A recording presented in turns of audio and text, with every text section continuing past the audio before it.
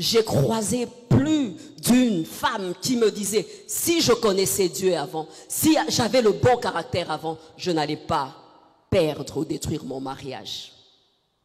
J'ai rencontré des jeunes gens qui ne connaissaient pas le Seigneur avant, qui disaient, si j'avais rencontré le Seigneur avant, mon caractère ne serait pas ce caractère, je serais en paix avec mes parents.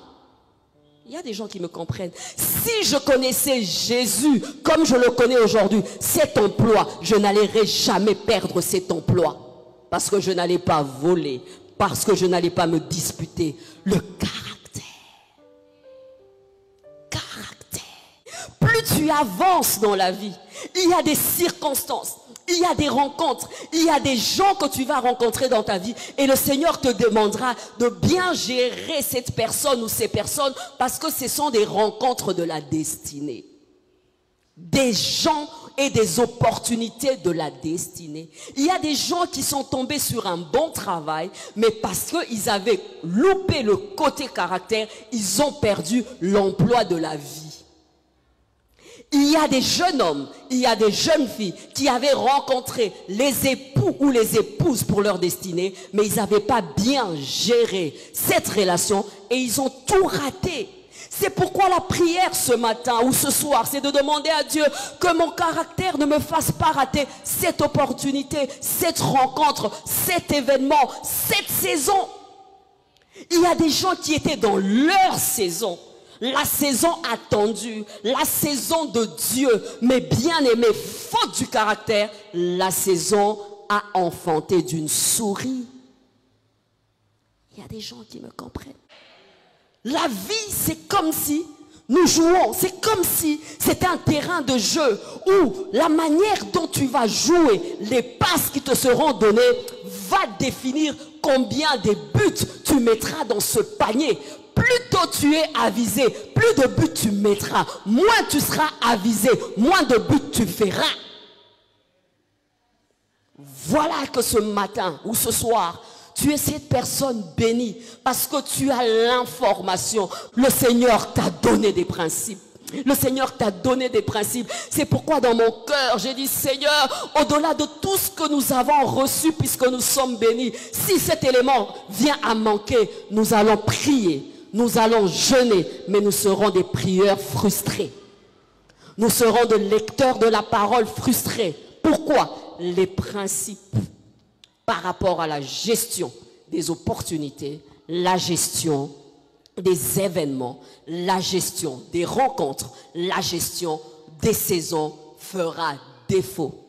On a une chrétienté frivole aujourd'hui.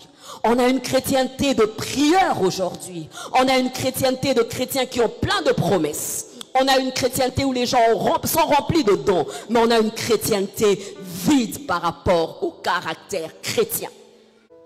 Et toi et moi, devant les hommes, des fois nous camouflons ce caractère. Des fois, nous camouflons cette mauvaise façon de faire par rapport à un milieu ou à un autre. Mais Dieu qui sonde et nous-mêmes, nous savons. J'aimerais te dire, si tu ne résous pas ce problème de caractère, tu n'iras pas plus loin avec Dieu. Pourquoi? C'est là que le diable cherchera à te stopper. Le diable ne cherche à nous stopper que dans nos faiblesses, dans nos failles. Le diable ne cherche pas dans nos forces, mais dans la faiblesse. Quel sale caractère as-tu? Quel mauvais caractère as-tu? Il y a des gens qui sont avec moi. Genèse 12, 3, Dieu rencontre Abraham. Il a une grande destinée avec Abraham. Il dit, je rendrai ton nom grand. Il fait une promesse à Abraham, une promesse merveilleuse. Lorsque tu lis la Bible, tu as l'impression que tout cela se passera du jour au lendemain. Mais lorsque tu lis le parcours d'Abraham, tu as l'impression que c'est sans fin. Je multiplierai ta descendance, ta postérité sera grande. Tu as l'impression qu'une fois qu'il va quitter la maison de son père, lorsqu'il va quitter son pays, tu as l'impression qu'il sera tout de suite, je ne sais pas, prospère ou bien sa postérité sera grande. Mais toi et moi savons et connaissons quel parcours Abraham a eu.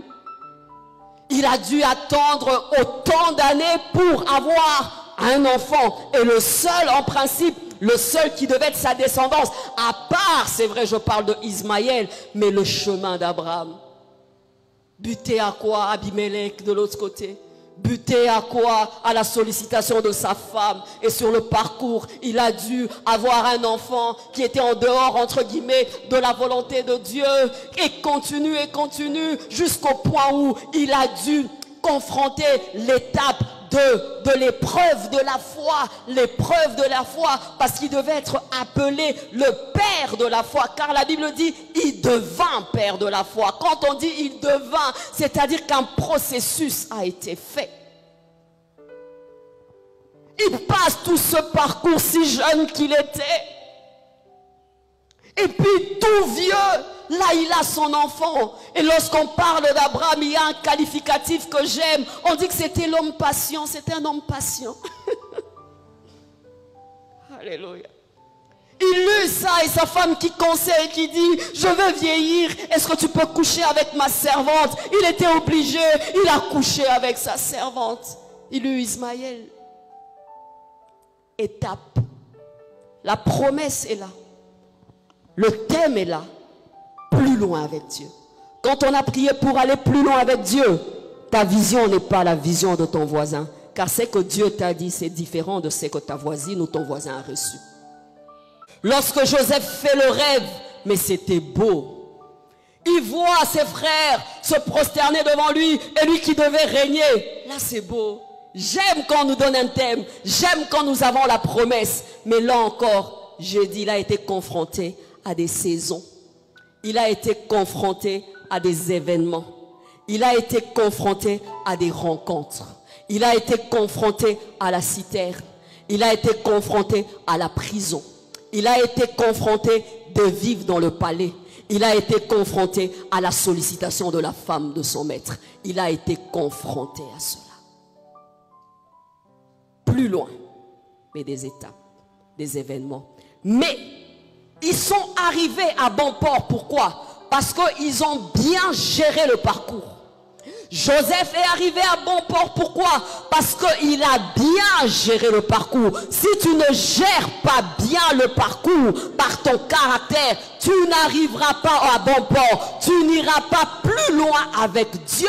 C'est dans le parcours, comment tu gères le parcours, les opportunités, les rencontres, et tu gères par rapport à ton caractère, que tu iras loin et plus loin avec Dieu. À quelle étape es-tu avec Dieu? Quelle étape es-tu avec Dieu?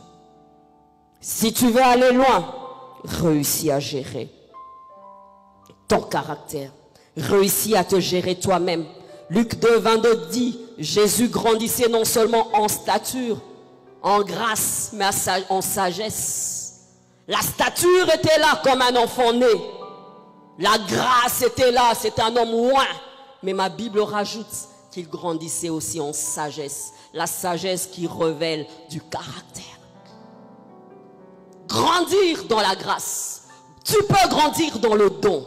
Tu peux grandir dans la révélation de Dieu. Tu peux grandir dans ta vie de prière. Tu peux grandir dans ta communion avec Dieu. Tu peux grandir dans ton talent. Tu peux grandir, mais tu peux aussi grandir, mûrir dans ton caractère. Mais des gens grandissent dans les autres domaines. Les gens grandissent dans la grâce. Les gens grandissent dans le don. Mais les gens ne grandissent pas, ne mûrissent pas dans le caractère. Jésus en stature, en grâce. Et en sagesse. En sagesse.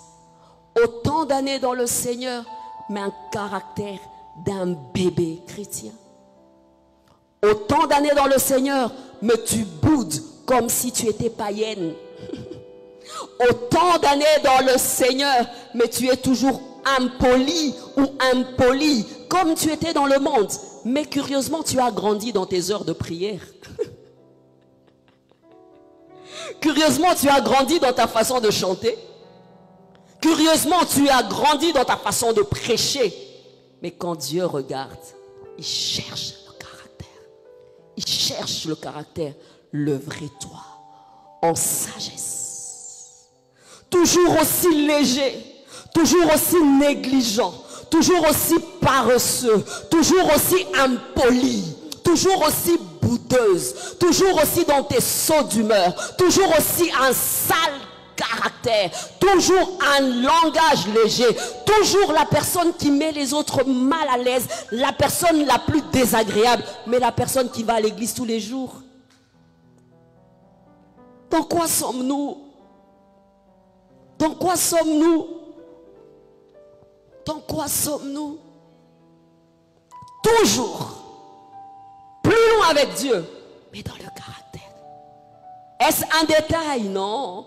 J'ai vu des hommes qui aimaient Dieu, mais négligents. J'ai vu des hommes qui aimaient Dieu, mais pas fidèles. J'ai vu des hommes qui aimaient Dieu, mais pas intègres dans l'argent. J'ai vu des hommes qui aimaient Dieu, mais un mauvais langage. J'ai vu des femmes qui prétendaient aimer Dieu, qui servaient Dieu, mais des amis désagréables. Des gens qui aiment que la vie tourne autour d'eux. Quand elles n'ont pas envie de parler, elles n'ont pas envie de parler. Égoïstes. Des personnes, lorsque les parents viennent nous voir ici, tu as honte, tu pleures. Tu dis, c'est ce frère qui m'a donné la prophétie, c'est ce frère qu'on dit qu'il est impoli à la maison. Tu dis, Seigneur, je ne sais pas faire la corrélation, parce que pour moi la corrélation, c'est grandir dans la grâce, c'est grandir dans la sagesse, c'est grandir dans la stature. Tu prétendras aller loin avec Dieu, mais une fois au sommet, tu redescendras plus vite. L'échelle pour monter est facile, mais une fois que tu es là et que tu retombes, c'est très difficile de monter. Le caractère que tu ne corriges pas aujourd'hui te laissera arriver au sommet. Et lorsque tu seras là, ce mauvais caractère sera visible et ça sera ta chute. Corrige maintenant. N'attends pas d'arriver au sommet. N'attends pas, commence maintenant. Parce que ça sera flagrant et tu auras du mal à porter. Le gentil frère en Christ qui vient à l'église, lorsqu'il couche avec une femme, ça peut passer. Mais lorsque c'est ce pasteur qui a des méga church et qui passe à la télé et qu'on fait une publication, n'est-ce pas que c'est plus lourd?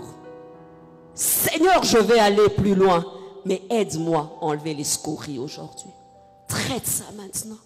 Traite ça. Dieu n'est pas impressionné par tes heures de prière.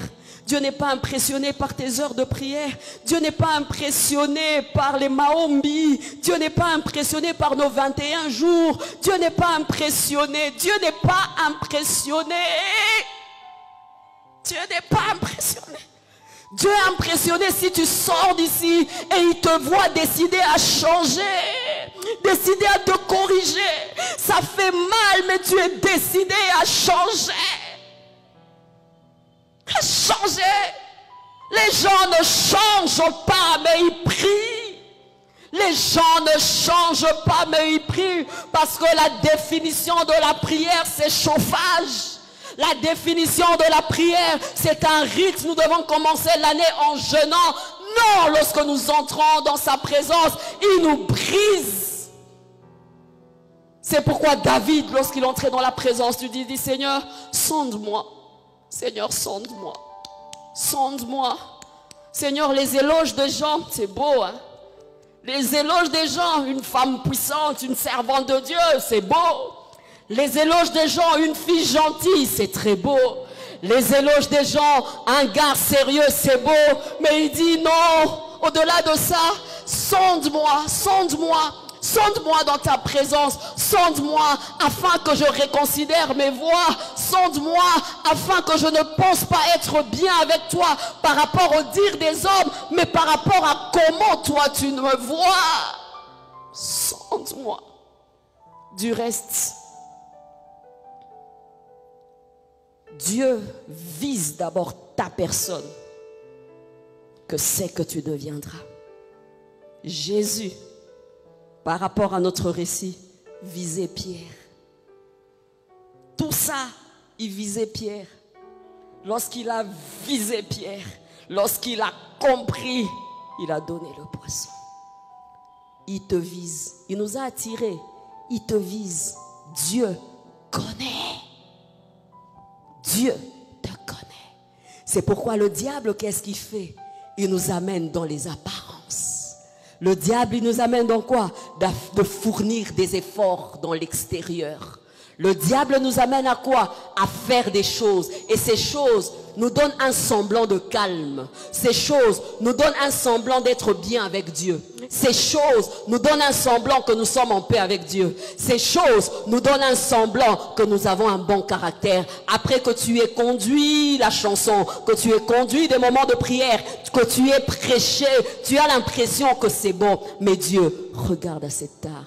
Et le diable cible cette tare. Pourquoi? Pour que tu n'ailles pas loin avec Dieu. Parce que par ce défaut, il va t'amener à commettre une faute qui va te mettre par terre.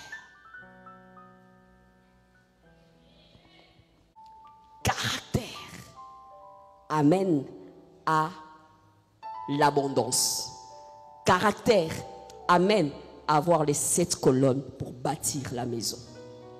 Mais on va te dire, vas-y, consultation prophétique. On va te dire, vas-y, fais telle chose. Mais on ne va pas te dire, arrange ce problème de caractère. Pourquoi? Si tu ne résous pas ce problème de caractère au moment, il y a quelqu'un qui est avec moi. Alors, bien-aimé, n'est-ce pas que cette histoire de Samson qui était appelé à être un grand homme, un grand serviteur de Dieu. Mais lorsque il a rencontré Delilah, lorsqu'il a été léger avec Delilah, lorsqu'il n'a pas bien géré son caractère, le juge d'Israël, le oint de Dieu, le naziréen, a fini en ridicule devant ses ennemis. Il y a quelqu'un qui me comprend? Le juge, à sa naissance, les prophéties exactes, à sa naissance, son parcours, un homme oint, lorsqu'il pouvait, je ne sais pas, trouver quelque chose, un obstacle, il était si fort. Mais le oint, lorsqu'il n'avait pas géré son caractère et qu'il a rencontré une femme philistine, qu'est-ce qu'il a fait? Il est tombé. Et ma Bible me dit que les parents de Samson, lorsqu'il a dit « J'ai vu une fille que j'ai aimée, je vais l'épouser », le père et la mère de Samson ont dit à Samson « Pourquoi tu vas vers une fille étrangère? Dans notre pays, dans le pays de nos pères, il n'y a pas de jolie fille. » Il dit « Non, père, mère, elle me plaît. » C'était la chute, l'indiscipline. Il est allé et il était devenu la risée de ses ennemis. Mais c'était un homme oint. Au-delà de l'onction que tu as, si tu n'as pas le caractère, tu seras la risée de tes ennemis. Et ils ne vont pas attendre de t'humilier en secret, il va t'humilier en public. C'est que tu couvres en secret, le diable va s'en servir pour t'humilier en public. Et après, ma Bible me dit, Samson n'avait plus la force. Tu sais, quand tu es la risée de tes ennemis, tu sais, quand tu ne sais plus rien faire, il a simplement demandé la mort. Il a demandé à Dieu, aide-moi de périr avec mes ennemis.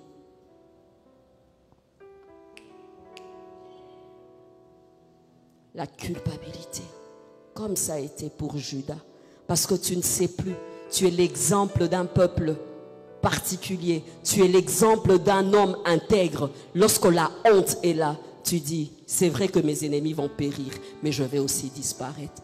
Il n'était pas appelé à disparaître comme cela. Il était appelé à aller plus loin. Vous êtes avec moi? Quelle légèreté! La définition du nom de Delilah, on dit coquette. Elle était coquette. Delilah veut dire coquette.